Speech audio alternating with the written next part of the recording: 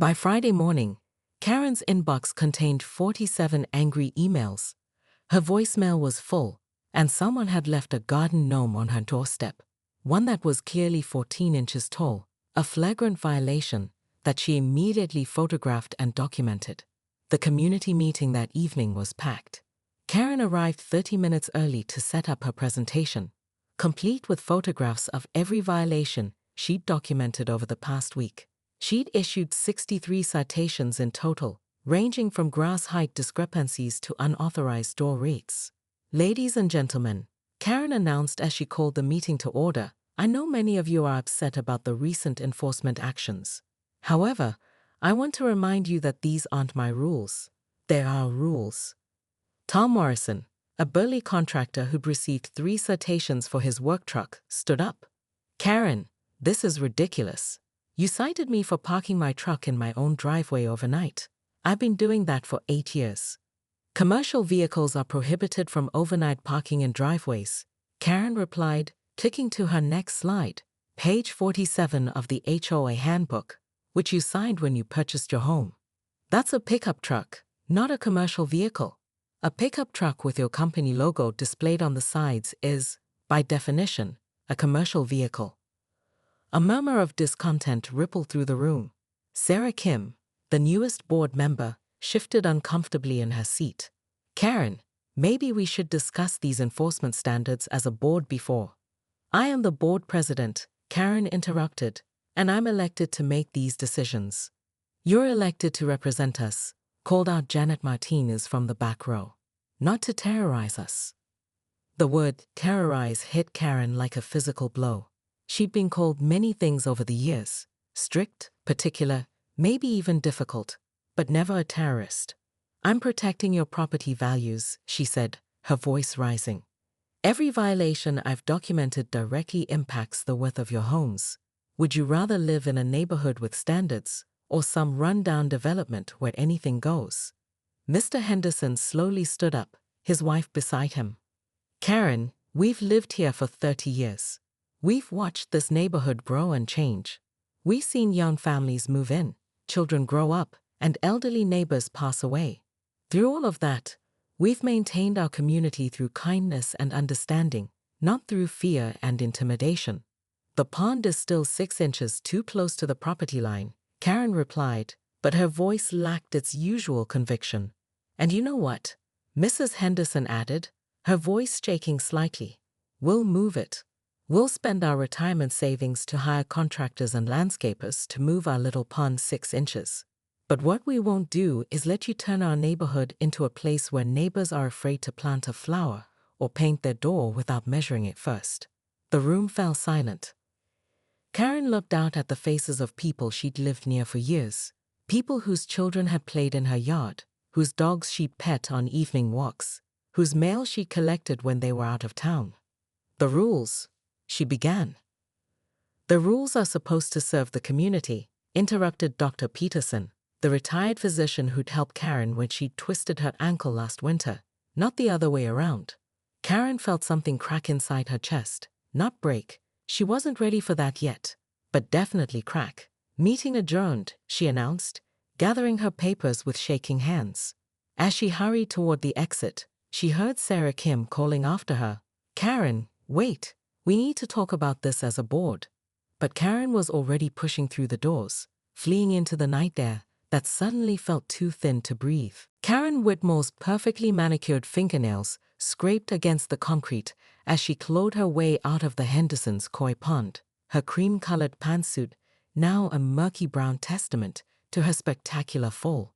Alde clung to her helmet of blonde hair like a crown of shame, and a particularly fat goldfish flopped desperately in the designer purse still clutched to her chest.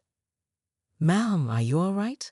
Officer Rodriguez called out, trying to suppress a smirk as he watched the HOA board president emerge from the ornamental pond like some suburban swamp creature. "Do I look all right?" Karen shrieked, water streaming from her blazer as she stood on the Hendersons' meticulously maintained lawn. "This is all because of those criminals and their illegal water feature."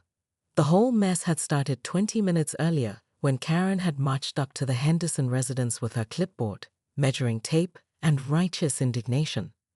The elderly couple had installed what they claimed was a decorative pond in their front yard, but Karen's keen eye had immediately spotted the violation.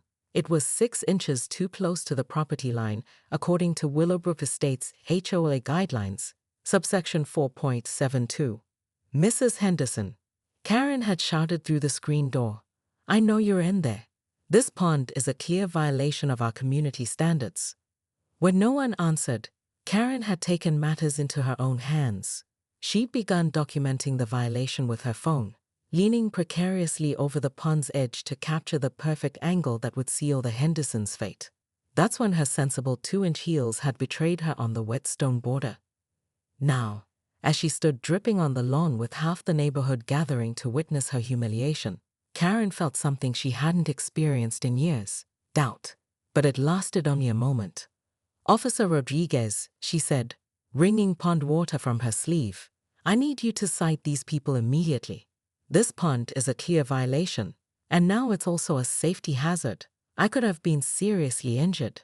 The officer glanced at the small decorative pond, then back at Karen. "Ma'am, I'm not sure this falls under police jurisdiction. This seems like an HOA matter." "Everything in this neighborhood is an HOA matter," Karen snapped. "And I am the HOA." Mr. Henderson finally appeared at his door, his weathered face creased with concern. "Karen, are you hurt? Should we call an ambulance?" "The only thing that needs calling is a citation," Karen shot back, pointing an accusatory finger at the innocent pond. "This monstrosity ends today." As murmurs rippled through the growing crowd of onlookers, Karen realized she stood at a crossroads. She could retreat, admit her mistake, and quietly resolve this like a reasonable person. Or she could double down and prove once, and for all that the rules of Willowbrook Estates meant something. The goldfish in her purse gave a final desperate flop. Karen chose chaos. 3 hours later, Karen sat in her home office, her damp hair wrapped in a towel, as she furiously typed on her laptop. The humiliation of her impromptu swim had only strengthened her resolve. If anything, the incident had revealed a deeper problem. The residents of Willowbrook Estates had grown complacent, sloppy with the very rules that maintained their property values and community standards. Her phone buzzed with the 7th text of the evening from her daughter Jessica. "Mom, I saw the video. Can we talk?" Karen deleted it without responding. She had more pressing matters than Jessica's perpetual disappointment in her life choices. The laptop screen illuminated her face as she crafted what would become known as the Great Violation Notice of 2025. The Henderson Pond was just the beginning. As she scrolled through her digital files, Karen found dozens of infractions she'd been too lenient about. Mailboxes that were the wrong shade of black, garden gnomes that exceeded the 12-inch height limit, and don't even get her started on the Johnsons' unauthorized wind chimes. "If they want to treat me like a joke," Karen muttered, adding another address to her list, "I'll show them what a real HOA enforcement looks like." Her doorbell rang at 8:47 p.m. Through the peephole, she saw Mrs. Chen from next door, holding what appeared to be a casserole dish. "Karen, honey," Mrs. Chen said when the door opened, "I brought you some soup. I heard about your little accident today." "It wasn't an accident," Karen replied curtly. "It was the direct result of an unsafe and illegal installation." Mrs. Chen's smile faltered. "Oh, well, I also wanted to mention that I got this notice about my rosebush." She held up a bright yellow citation. "It says it's 3 inches too tall." Karen's chest swelled with satisfaction. "The maximum height for front yard flowering shrubs is 36 inches. Your rosebush measured 39 inches. The rules are very clear, Linda. But it's been that size for 5 years. You complimented it last spring." That was before I realized how seriously our community standards had deteriorated. Karen's voice took on the tone she used during board meetings. "I've been too permissive, too friendly. It's time to restore order." Mrs. Chen's expression shifted from confusion to something Karen couldn't quite read. "I see. Well, I suppose I'll trim it tomorrow." She set the casserole on Karen's porch table. "You know, Karen, sometimes being right isn't the same as being wise." As her neighbor walked away, Karen felt a familiar surge of irritation. Why did everyone always want to make this personal? She was simply enforcing the rules that they had all agreed to when they moved to Willowbrook Estates.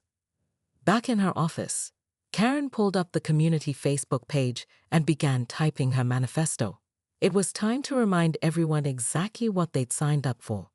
Fellow residents, she began. Today's incident at the Henderson property has revealed a troubling trend in our community. Lax enforcement of our HOA guidelines has led to a deterioration of the standards that make Willowbrook Estates the premier neighborhood in the county. Effective immediately, I will be conducting a comprehensive review of all properties for compliance violations. The rules exist for a reason, and they will be enforced fairly and consistently for everyone. She paused, her fingers hovering over the keyboard. Through her window, she could see the warm glow of lights in her neighbors' homes. Families gathering for dinner, children playing in yards, couples walking their dogs along the sidewalks she'd fought so hard to keep pristine. For just a moment, she wondered if Mrs. Chen was right. Then she hit post. 6 months later, Karen stood at the edge of the Henderson's pond, now moved the required 6 inches from the property line, but expanded and enhanced with a small waterfall and flowering plants that she'd helped select. The goldfish had multiplied, and children from the neighborhood often stopped by to watch them swim. "You know," Mrs. Henderson said, joining Karen by the water's edge, "I think it looks better in its new spot." Karen smiled, a real smile that felt strange on her face after so many months of scowling. "I think you're right. The morning light hits it perfectly here." The Community Mediation Board had been meeting monthly since spring. They'd revised dozens of rules, eliminated others entirely, and established a process for neighbors to resolve disputes before they escalated. Karen had stepped down as HOA president, but remained on the board as a community liaison, a role that let her channel her attention to detail into helping rather than hindering. "Karen," called a voice from the street. She turned to see Tom Morrison waving from his driveway, where his work truck sat parked overnight, as it had for 8 years. "Sarah wants to know if you're still coming to the block party planning meeting tonight." "Wouldn't miss it," Karen called back. She'd organized 17 block parties over the years, but this would be the first one she'd attended as a guest rather than a drill sergeant. Her phone buzzed with a text from Jessica. "Saw the neighborhood newsletter article about the mediation board. I'm proud of you, Mom. Can't wait to visit next month." Karen had been seeing Dr. Martinez, the grief counselor, twice a week since the lawsuit crisis. It had been Dr. Martinez who'd helped her understand that her war on pond violations and Rosebush Heights had really been a war against her own feelings of powerlessness and loss. "Mrs. Whitmore?" A small voice interrupted her thoughts. 7-year-old Emma Chen was standing beside her, holding a drawing. "I made this for you." The crayon drawing showed a stick-figure woman with blonde hair standing next to a pond full of orange fish. At the bottom, in careful first-grade lettering, it read, "Thank you for helping make our neighborhood nice." Karen knelt down to Emma's level. "This is beautiful, sweetheart. But you know what? The neighborhood was always nice. I just forgot how to see it for a while." As Emma ran back to her friends, Karen noticed Mr. Henderson watching her with a slight smile. "You know," he said, "I never did thank you properly." "For what?" "For falling in our pond. If you hadn't taken that tumble, we might never have had the conversations we needed to have. Sometimes it takes a splash to wake everybody up." Karen laughed, surprising herself with the sound. "I suppose there are worse ways to land in a good place." She looked around at the neighborhood she'd fought so hard to control and realized she'd been fighting the wrong battle all along. The rules had never been about maintaining property values or community standards. They'd been about maintaining connection, neighbor to neighbor, family to family, person to person. As the sun set over Willowbrook Estates, Karen walked home past gardens that bloomed a little wild, mailboxes that stood perfectly imperfect, and driveways where work trucks sat beside family cars. It wasn't the neighborhood she tried to force into existence, but it was something better. A place where people chose to care for each other rather than being compelled to comply. Her phone buzzed with a reminder about tomorrow's mediation board meeting. Mrs. Johnson wanted to discuss installing a little free library in the common area, something that would have sent the old Karen into a regulation-checking frenzy. The new Karen was already thinking about what books she might donate. But as she reached her front door, she noticed something that made her pause. Tire tracks in the Petersons' lawn from where their teenage son had clearly cut across the grass to park. It was a minor thing, barely noticeable, and certainly not worth a citation. Karen stood there for a long moment, feeling the familiar itch of correction, the desire to document and report. Then she smiled and made a mental note to casually mention to Dr. Peterson that teenage drivers sometimes needed gentle reminders about grass preservation. After all, some battles were worth fighting, just not the way she'd been fighting them. The pond incident had taught her the difference between making a splash and making waves. Both could get attention, but only one could actually change the current. Karen's phone hadn't stopped ringing since she'd woken up. First, it was her daughter Jessica again, then her sister Marie, then numbers she didn't recognize. She turned off the ringer after the 8th call and was now watching the missed call notifications pile up like accusations. The doorbell rang at 10:15 a.m. Through the peephole, she saw a woman in a navy suit holding a briefcase, someone she didn't recognize. "Mrs. Whitmore? I'm Amanda Pierce from Pierce and Associates. I represent several of your neighbors. We need to discuss your recent HOA enforcement actions." Karen's hand froze on the deadbolt. A lawyer. They'd actually hired a lawyer. "I'm not speaking to anyone without my own legal representation," Karen said through the door. "Ma'am, I'd strongly advise you to reconsider. My clients are prepared to file a lawsuit against both you personally and the HOA for harassment and abuse of power. However, they're willing to discuss a resolution." The words hit Karen like ice water. A lawsuit. She'd heard about HOA disputes that had bankrupted board members, cases where insurance didn't cover personal liability. Her hands shook as she unlocked the door. Amanda Pierce was younger than Karen had expected, maybe 35, with kind eyes that somehow made everything worse. "Mrs. Whitmore, may I come in? I think we can resolve this amicably." They sat in Karen's living room, surrounded by the awards and recognitions she'd received over the years for her community service.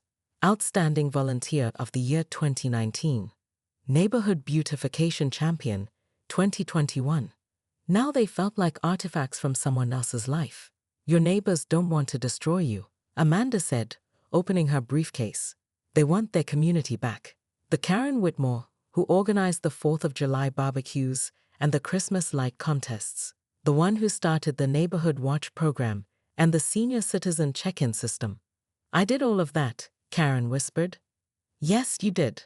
And that's exactly why they're so confused about what's happening now." Amanda pulled out a folder. "Mrs. Whitmore, I have to ask, is everything okay at home? Has something changed in your life recently?" The question caught Karen completely off guard. She felt her carefully constructed composure beginning to crumble. What does that have to do with anything? In my experience, when good people suddenly become rigid and punitive, it's often because they're trying to control something they feel they can't control elsewhere." Karen stared at her hands. The manicure was perfect, as always, but she noticed a slight tremor she'd never seen before. "My husband died 2 years ago," she said quietly. "I'm sorry for your loss." Everything fell apart after that. The house felt too big, too quiet. "My daughter moved across the country and barely calls unless she wants to lecture me about something. My friends all seem to have their own lives, their own problems." Karen's voice caught. "The HOA was the only place where I still felt useful, important." Amanda nodded. "And when you saw that pond, 6 inches out of place, it felt like everything was falling apart. Like if I couldn't even maintain the rules in my own neighborhood, what was the point of anything?" They sat in silence for a moment. Then Amanda spoke again. "Mrs. Whitmore, my clients are willing to drop the lawsuit if you're willing to work with them. They want to establish a community mediation board to review HOA disputes. They want to revise the rules to be more reasonable, and they want you to be part of that process." Karen looked up, surprised.